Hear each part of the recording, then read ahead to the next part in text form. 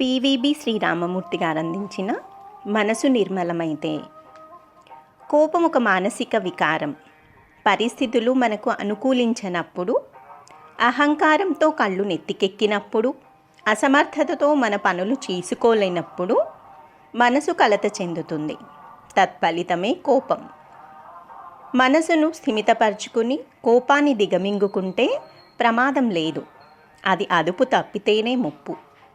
కోపం 3 విధాలు. సత్పురుషుల కోపం మట్టికుండ లాంటిది.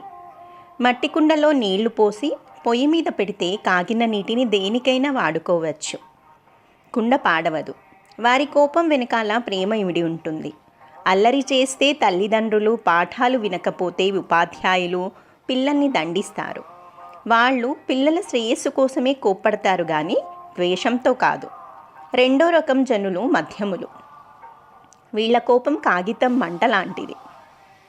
ఇస్తామన్న వస్తువు ఇవ్వలేదనో, చేస్తానన్న పని చెయ్యలేదనో కోపం వచ్చినా వెంటనే మర్చిపోతారు. మూడో రకం కోపం తమోగుణ ప్రధానమైనది. అసూయ, ద్వేషాలు, పగ, ప్రతీకారాలతో కోపం వస్తే దేనికైనా తెగించే వీళ్ళు పొయ్యి మీద పెట్టగానే విరిగిపోయే ప్లాస్టిక్ పాత్ర లాంటివారు. వివాహానంతరం దేవకి వసుదేవుల్ని ఘనంగా సాగనంపే సన్నాహంలో ఉంటాడు కంసుడు. అంతలో నీ సోదరికి అష్టమగర్భంలో పుట్టే బిడ్డనే నీ పాలిట మృత్యువు కాగలడు అన్న అశరీరవాణి మాటలు వినిపిస్తాయి. దాంతో కోపంగా కత్తి తీసి సోదరి తల నరకబోతాడు. వసుదేవుడు శాంతపరుస్తాడు. దేవకి వసుదేవులను కారాగారంలో బంధించి పుట్టిన ప్రతి బిడ్డను చంపేస్తాడు కంసుడు. చంపాల్సిన వాడు 8వ వాడు కదా అన్న ఆలోచన కోపంతో కళ్ళు బైర్లు కమ్మిన కంసుడికి రాదు. నహుషునికి అనుకోకుండా ఇంద్రపదవి వచ్చింది కాబట్టి శచీదేవి తన భార్య కావాలనుకున్నాడు. శచీదేవి బ్రహ్మతో మొరపెట్టుకుంది. బ్రహ్మ ఉపాయం చెప్పాడు. మునులు నిన్ను పల్లకీలో మోసుకొని వస్తే నీ మాట వింటానన్నది శచీదేవి. మునులను బోయీలుగా చేసి శచీదేవి దగ్గరికి పయనమయ్యాడు నహుషుడు.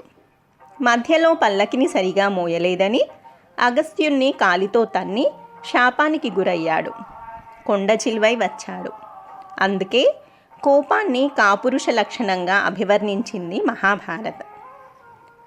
కల్మషరహితులు, సత్వగుణ ప్రధానులైన మహాత్ములకు కోపం వచ్చినా మంచే జరుగుతుంది. నిషాదుడు కామమోహితమైన క్రౌంచ పక్షుల జంటలో ఒక దానిని వధించాడు. చూసిన వాల్మీకి గుండె శోకతప్తమయ్యింది. జంటను వేరు చేసిన నీకు అపకీర్తి కలుగుగాక అని శపించాడు. వాల్మీకి నోట వచ్చిన శాపం శ్లోకమై రామాయణమైంది.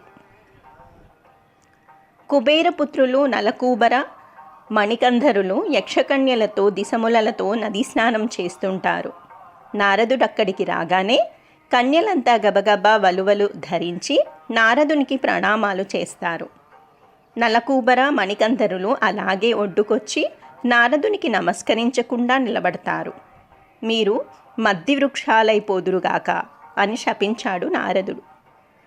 వాళ్ళప్పుడు తేరుకొని శాపవిమోచనం కోరుకుంటారు. విష్ణుమూర్తి కృష్ణునిగా అవతరించినప్పుడు మీకు విముక్తి కలుగుతుంది అంటాడు. బాలకృష్ణుడు రోటిని ఆ చెట్ల మధ్య నుంచి ఈడ్చుకు వెళ్ళినప్పుడు అవి కూలి వారికి శాప విమోచనమవుతుంది. మహాత్ముల కోపం మంచినే కలిగిస్తుంది.